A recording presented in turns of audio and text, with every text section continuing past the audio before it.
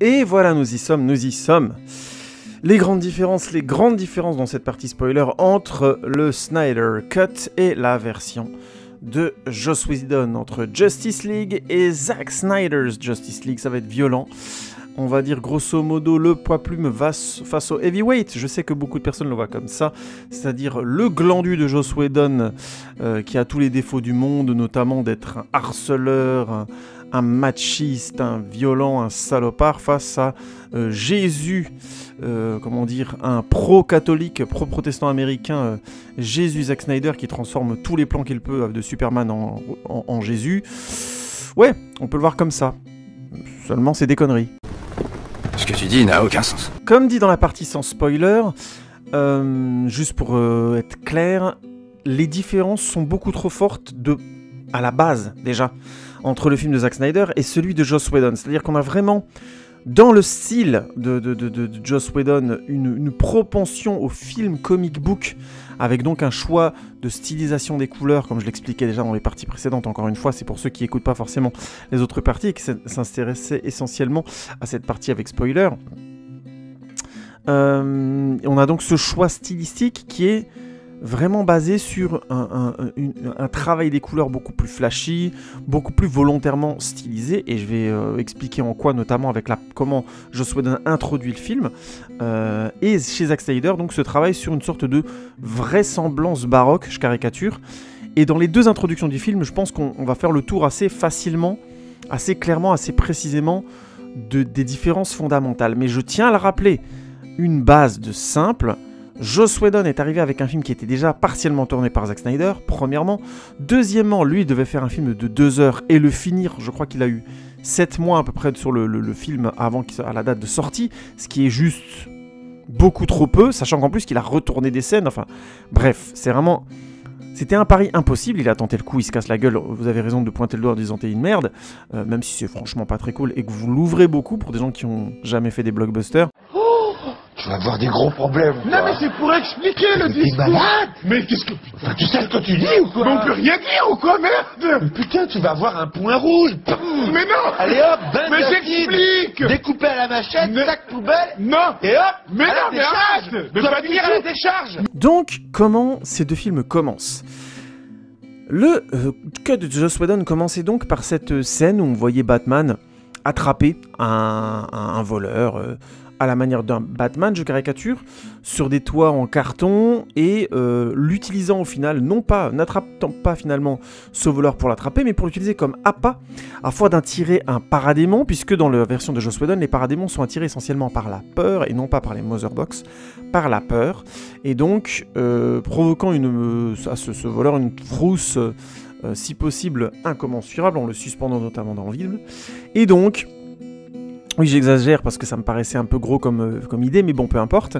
Et donc le paradémon vient, Batman se bat avec, essaie de l'emprisonner, et en fait le paradémon explose, et ça n'a pas marché. Donc on avait cette séquence qui déjà visuellement détonnait, puisqu'elle était déjà assez stylisée. On retrouvait un peu un style visuel, on n'est pas dans les Batman de Tim Burton, ou de Joel Schumacher, mais je dirais que plus précisément, c'est une séquence qui m'a fait penser au Spider-Man de Sam Raimi, donc les premiers Spider-Man avec Tobey Maguire, notamment cette séquence où on a dans Spider-Man 1, on a une séquence où le bouffon vert attrape grosso modo Spider-Man et commence à lui dire qu'il ferait mieux de faire équipe parce que les gens attendent juste de voir le héros se casser la gueule.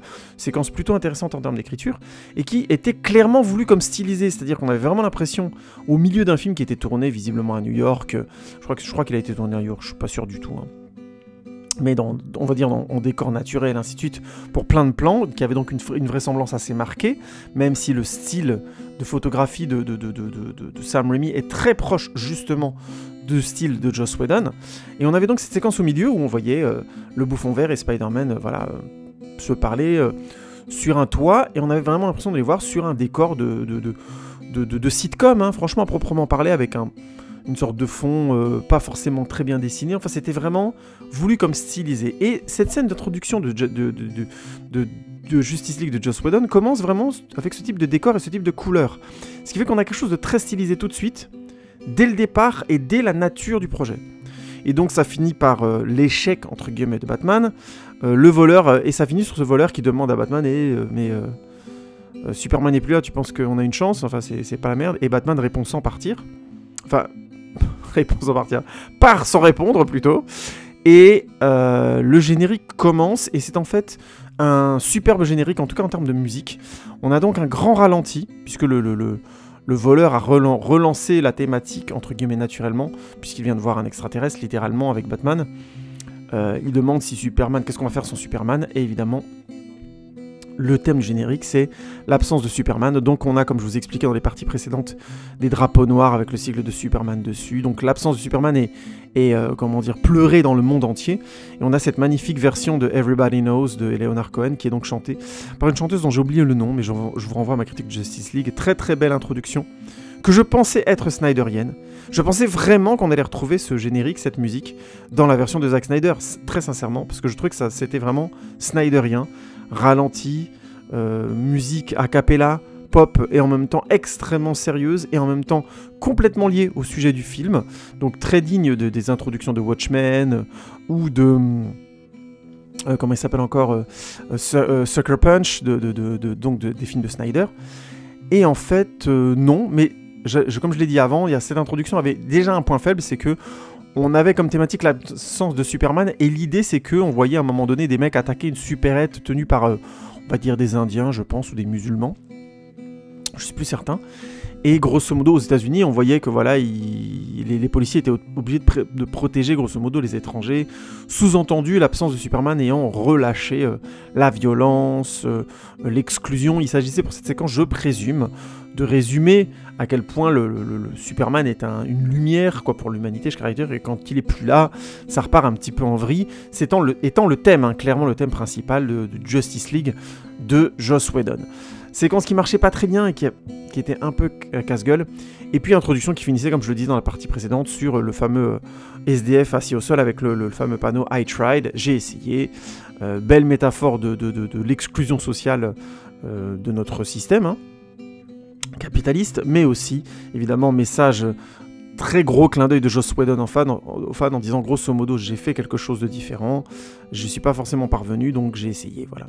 Sachant que, j'ai oublié, excusez-moi, que le film commence non pas par Batman tout seul, mais bien par des jeunes qui filment Superman sur leur téléphone et qui ont la chance de l'interviewer, grosso modo. Et ils lui demandent grosso modo, je sais plus exactement ce qu'il lui demande, je crois qu'il lui demande qu'est-ce que veut dire le signe qu'il a sur la poitrine, si c'est bien le S de Superman, ça, il explique grosso modo que c'est un signe d'espoir. Et le film coupant au moment où il va expliquer en quoi lui il trouve ça, c'est un signe d'espoir, bref. Donc il y avait vraiment ce thème central dès le départ, l'absence de Superman étant le sujet principal, et les deux séquences, les deux introductions, celle de Batman introduisant l'intrigue, et le générique, grosso modo, introduisant le ton. Mais il faut bien noter aussi que à la fin du générique de la version de Joss Whedon, il n'y avait pas marqué un film de Joss Whedon, mais bien un film de Zack Snyder. C'est-à-dire qu'il y avait clairement dans l'objectif de Joss Whedon de respecter le ton et le style de Zack Snyder. Il a essayé en tout cas, ça c'est vrai, et quand il disait « I tried » sur le panneau, on pourrait au moins le croire. Alors, oui, Joss Whedon est une sorte de SDF du cinéma, si on veut, si vous voulez. Vous pouvez aussi inverser le truc et dire que c'est un pauvre type à qui vous n'auriez pas donné 2 centimes pour faire cette version. Moi, je suis moins méchant que vous, voilà.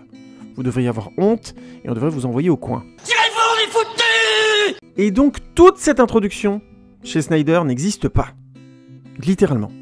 Le film commence donc par les 4 heures de film, j'insiste encore une fois, le cut de Joss Whedon a duré 2 heures, celui de Snyder 4, et c'est une très très grosse différence dans tout ce que je vais expliquer dans la partie spoiler. Il faut bien garder à l'esprit cette donnée-là, parce que je vais pouvoir dire par moment que Snyder est allé plus loin, approfondi, mais vous pourrez toujours mettre le bémol qu'il y en a un qui a eu 2 heures de métrage, et 7 mois pour le faire, et l'autre on lui a rajouté encore 70 millions après le tournage principal du film, de sa propre version, et encore 1 an de travail dessus. Donc, je veux bien qu'on attaque Joss Whedon, mais il faut garder ça en tête. C'est clair que j'aurais tendance à préférer la version de Zack Snyder, c'est dit.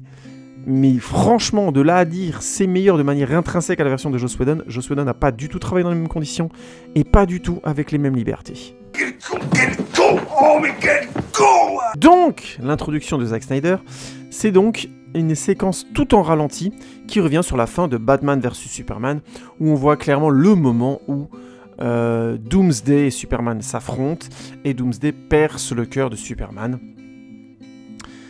Superman lâche un cri à ce moment-là et les ondes de ce cri traversent donc le monde entier, s'éloignent de ce point où bien sûr Batman est en train d'assister à la mort de Superman, Wonder Woman aussi, Lois Lane, bref, le théâtre grosso modo baroque de cette mort est présent, mais le cri traverse le monde entier et la fameuse Mother Box, les fameuses Mother Box, donc, dont vous vous souvenez j'imagine, sont désormais déclenchées et envoient donc un message à Steppenwolf et surtout à Darkseid qu'ils peuvent envahir la planète et venir les chercher, puisque juste là, le Kryptonien les en empêchait. On comprend très vite après dans le film que, notamment Steppenwolf l'évoque, comme il n'y a pas de représentant de la Green Lantern, des Green Lantern, oui, c'est le film très mauvais là, avec notamment notre ami Deadpool dedans, mais Ryan Reynolds, mais il y a une nouvelle version qui devait être faite juste après ce Justice League. Et oui, c'est encore un gros bordel. J'ai pas abordé cette question-là, mais on va essayer de revenir là-dessus dans la conclusion avec tous les spoilers. Bref, donc le signal d'alarme est lancé par cette introduction. Qu'est-ce qu'on peut en tirer déjà rien que quand les deux versions? C'est que déjà, le ton chez Zack Snyder, comme je le disais, est résolument sombre. Et l'enjeu de cette introduction est de mettre aussi la gravité de la mort de Superman, non pas comme une conséquence indépassable pour les autres membres de la Justice League, ce qui est le cas, c'est Joss Whedon, c'est affirmé. Dès le début, Joss Whedon le dit, son montage le dit, l'absence de Superman est indépassable et la Justice League ne peut pas s'en sortir sans lui. C'est réglé.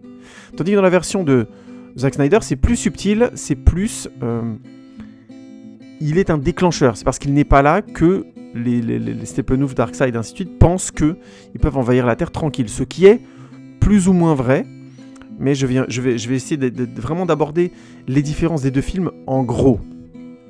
Oui, parce que je ne pourrais pas aborder chaque détail. Il faut bien comprendre un autre élément important avant que je continue l'analyse de cette introduction. Ce qui a été tourné par Zack Snyder a été gardé quasiment tel quel par Joss Whedon. Joss Whedon n'a pas tout changé.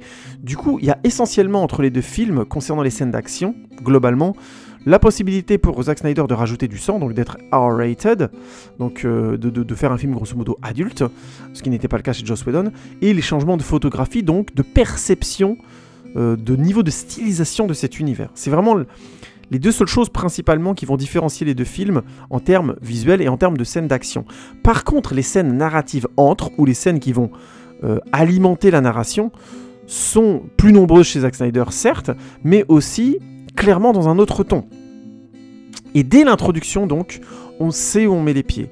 Chez Joss Whedon, il s'agit d'un univers de comic book où l'absence de Superman est indépassable et donc c'est présent, clair, net et dit, c'est souligné avec une chanson, souligné avec un passage sur Superman et souligné avec un passage sur Batman qui ne répond pas quand on lui demande qu'est-ce qu'ils vont faire sans Superman, puisque pour lui, dans sa tête, c'est clair, il faut ramener, si possible, il faut ramener Superman. Et il y a peu de chances qu'ils s'en sortent sans Superman.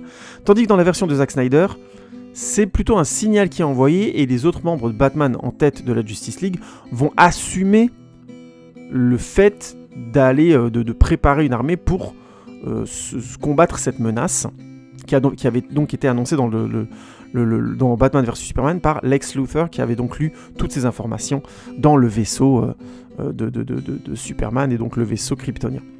Oui, c'est un peu le bordel, mais vous allez comprendre un peu l'idée parce que ça va être combien compliqué de comparer ces deux films sans aller un petit peu dans les détails. On bat les couilles, frère.